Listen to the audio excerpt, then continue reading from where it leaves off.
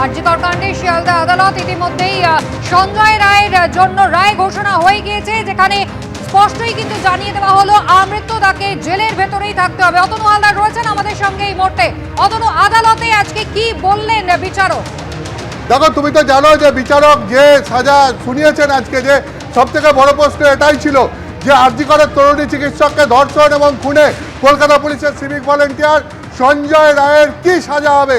তাতে বিচারক অনির্বাণ দাস তিনি শুনিয়েছেন যে তিনি এটাকে rarest of the rare crime, অর্থাৎ বিরলের মধ্যে বিরলতম অপরাধ মনে করছেন না, এবং সেই কারণে তিনি এখানে মৃত্যুদণ্ড নয় যাবজ্জীবন কারাদণ্ডের নির্দেশ দিচ্ছেন।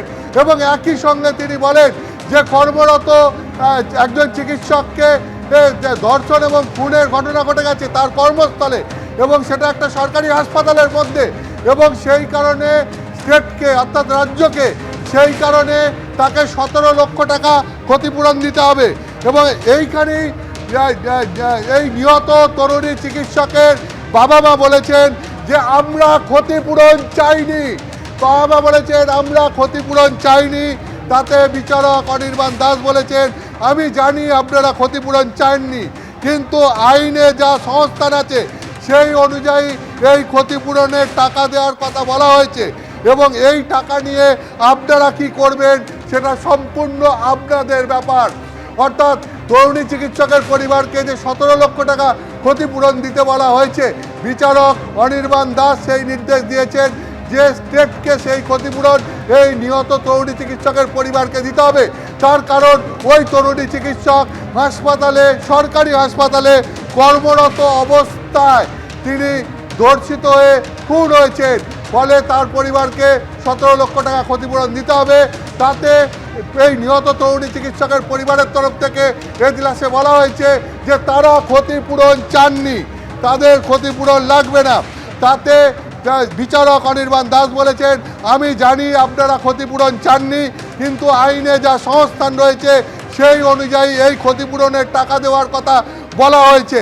এখন এই টাকা নিয়ে আপনি কি করবেন সেটা সম্পূর্ণ আপনার ব্যাপার, এটা বিচারক অনির্বাণ দাস বলেছেন। তাতে পরিবারের তরফ থেকে বলা হয়েছে আমরা মেয়ের বিচার চাই, আমরা ক্ষতিপূরণ চাই না। অর্থাৎ এরপরে এই তরুণী চিকিৎসকের বাবা এবং মা তারা এজলাসে বলেছেন যে আমরা মেয়ের খুনের বিচার চাই, আমরা ক্ষতিপূরণ চাই না, আমরা বিচার চাই, ক্ষতিপূরণ চাই না, এই কথা পরিবারের তরফ থেকে তারা এজলাসে বলেছেন। অর্থাৎ তুমি বুঝতেই পারছো যে যেখানে পরিবারের তরফ থেকেও একটা এক্সপেকটেশন তৈরি হয়েছিল যে সর্বোচ্চ সাজা হবে, পরিবারের তরফ থেকে আজকে এই আবেদন জানানো হয়েছিল শিয়ালদা কোর্টের বিচারক অনির্বাণ দাসের সামনে। এই ঘটনার তদন্তকারী সংস্থা এখন সিবিআই, তারা চার্জশিট দিয়েছে, তারাই ট্রায়াল সম্পূর্ণ করেছে। সেই সিবিআইয়ের তরফ থেকেও বিরলের মধ্যে বিরলতম অপরাধ এই ঘটনাকে আখ্যা দিয়ে সর্বোচ্চ সাজা চাওয়া হয়েছিল।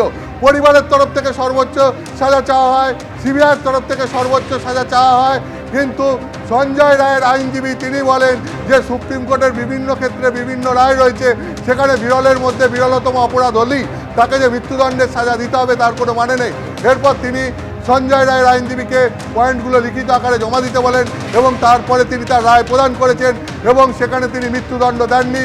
তিনি বলেছেন এই অপরাধকে তিনি বিরলের মধ্যে বিরলতম মনে করছেন না, এবং তারপর বিচারক সঞ্জয় রায়ের যাবজ্জীবন কারাদণ্ডের নির্দেশ দিয়েছেন।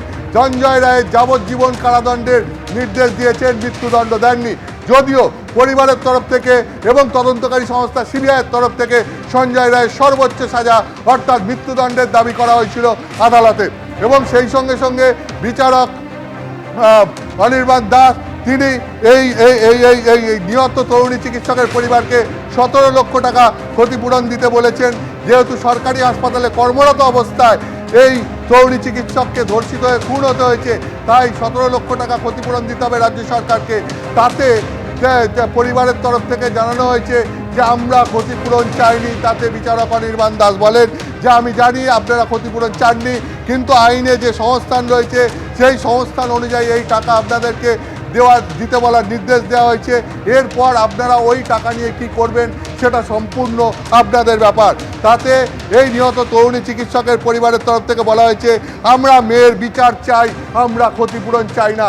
কারণ তুমি জানো যে এই পরিবারের এখনো যথেষ্ট অসন্তোষ রয়ে গেছে।